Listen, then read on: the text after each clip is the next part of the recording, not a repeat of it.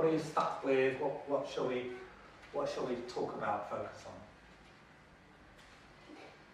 Can you just explain a bit about the dukkha's in relation to the gunas? And Yep. I was getting a little bit confused with.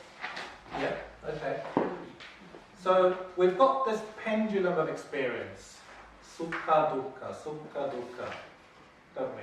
Mm-hmm. Pleasure, displeasure, like, dislike, love, hate. It's a pendulum, it's a polarity.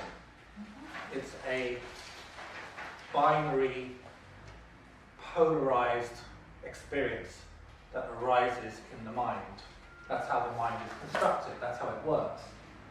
It's attracted magnetically towards things that it likes, and it's repelled from things that it doesn't like. And this very biased mindset is the basis of desire, really.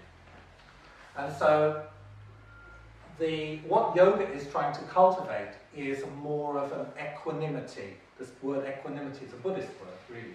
They use it a lot in Buddhism, because equanimity is a kind of a positive indifference. It's an ability to hold what you like and what you dislike with equanimity, without too much of a reactive. You're not reacting to it. You're like, yeah, I don't really like that, but it doesn't matter. Oh, I like that, but it doesn't matter. I can eat the chocolate or not eat the chocolate.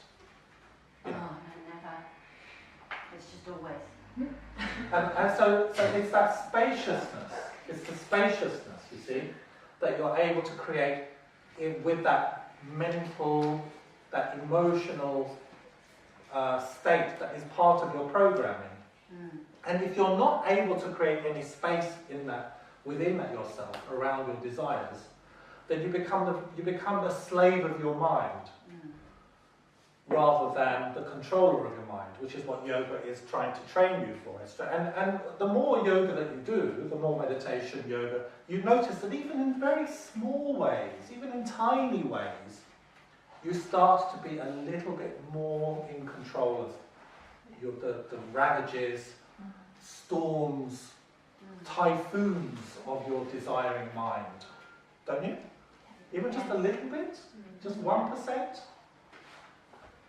And you notice that people who don't do any yoga or meditation or whatever, they are complete slaves to their minds.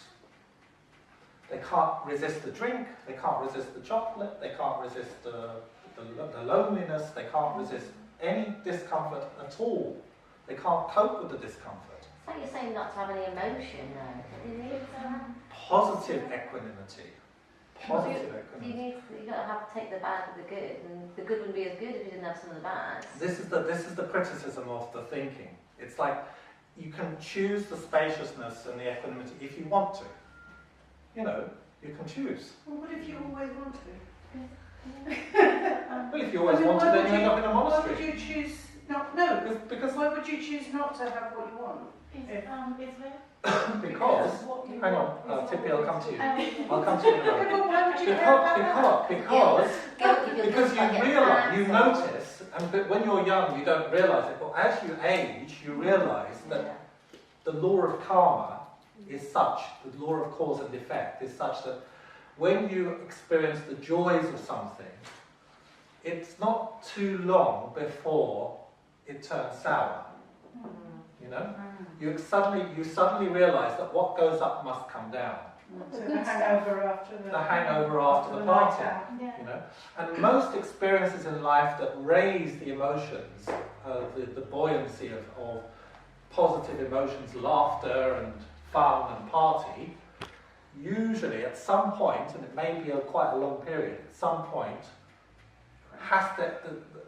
it tries to balance itself. You know, which is why they say action-reaction, which is why they say in Chinese medicine and in Ayurveda that too much joy can make you ill. Because you're looking for one long party. And this is not how the law of karma works, unfortunately. Where there's sukha, pleasure, there must be dukkha in the end. Where there's joy, there must be pain eventually. And so if you don't cultivate any equanimity, any spaciousness between the desiring mind and your experience, you will always be enslaved by these highs, the roller coaster of the highs and lows.